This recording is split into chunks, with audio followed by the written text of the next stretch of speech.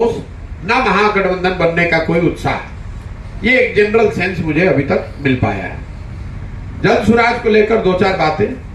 जिले में अब तक करीब करीब 5600 से ज्यादा लोग जिनको चिन्हित किया गया है या जिन्होंने सामने से संपर्क किया और उसके बाद उनको जांचने परखने के बाद जन सुराज के संस्थापक के तौर पर जो पहली सूची आप मान लें, जो कि फाइनल सूची नहीं है, ये करीब करीब 5,500 हजार के आसपास का भी है।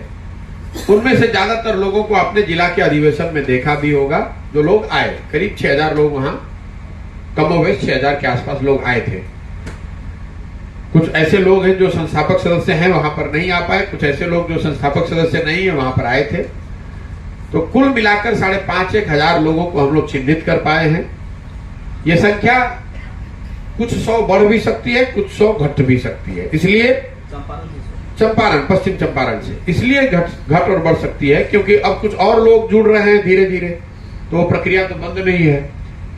या ये संभव है कि जो स्क्रूटनी हो, जो जांच हो, जो प्रक्रिया है संस्थापक सदस्यों को संस्थापक मानने की, उसमें कुछ 100 लोगों के खिलाफ समाज में या सर्वे में अगर कुछ नेगेटिव आए तो उनको ड्रॉप भी किया जा सकता है। तो मोटे तौर पर आप मानकर चल सकते हैं कि 5,000 के आसपास का नंबर पश्चिम चंपारण से रहेगा। अगर दल बनता है तो पश्चिम चंपारण से 5,000 से 6,000 के आसपास लोग संस्थापक सदस्य होंगे, उस दल के बनाने वालों में शामिल होंगे।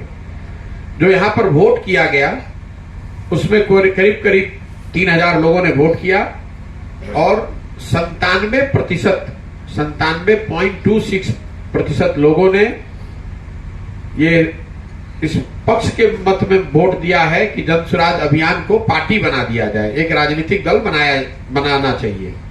लेकिन ये एक सिर्फ जिले की भावना है, जिले के लोगों की भावना है। जैसा मैंने शुरुआती दौर में कहा था कि इस तरह का संकलन हर जिले में किया जाएगा। एक जब पूरे बिहार में ज्यादातर मेजोरिटी लोग जो जन सुराज की परिकल्पना से जुड़कर ये नया दल, नया विकल्प बनाना चाहते हैं, उनकी भावना अगर एक बार इस तरह की आती है तो जैसे जिले का अधिवेशन हुआ वैसे राज्य के स्तर पर अधिवेशन होगा। उसमें बैठकर इन बातों को तय किया जाएगा कि दल बनाना है तो कैसे बनाना है, कब बनाना है, उसका नाम क्या हो, संविधान क्या हो, उसका नेता कौन हो, उसके प्राथमिकताएं क्या होगी, उसका कार्य करने का तरीका क्या होगा, वगैरह वगैरह। लेकिन अभी जन सुराज के जो 5,000 5,500 लोग हैं वो अलग अलग बड़े कॉलेज हैं जहां करीब करीब 45,000 विद्यार्थी रजिस्टर्ड हैं पढ़ने के लिए।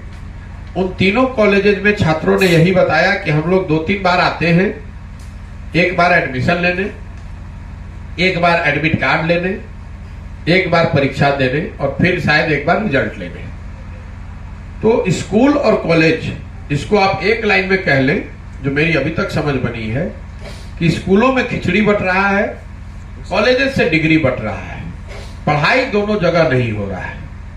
उसकी वजह से शिक्षा के माध्यम से जिन लोगों का उद्धार हो सकता था, जो लोग आगे बढ़ सकते हैं या बढ़ सकते थे, वो बिल्कुल ही वो कहीं चीज दिखी नहीं।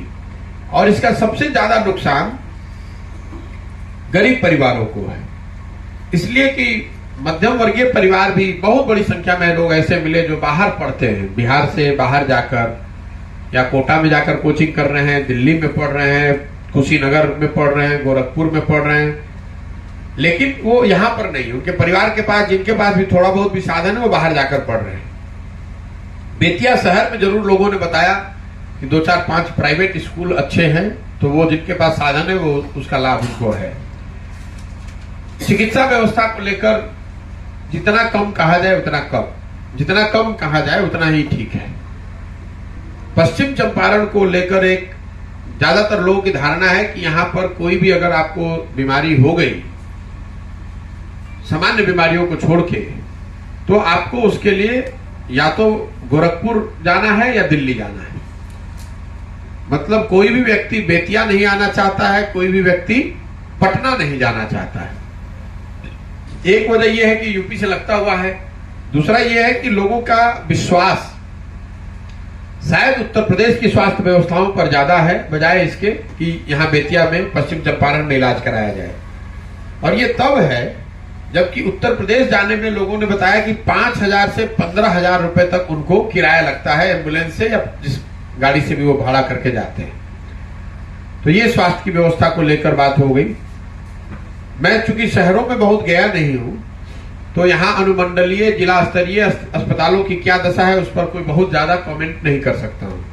लेकिन जिन गांवों में मैं गया, जिन पंचायतों में गया, वहां मुझे कोई फंक्शनल अस्पताल ऐसा जिसमें भीड़ लगी हो, डॉक्टर हो, व्यवस्था हो, ऐसा दिखा नहीं।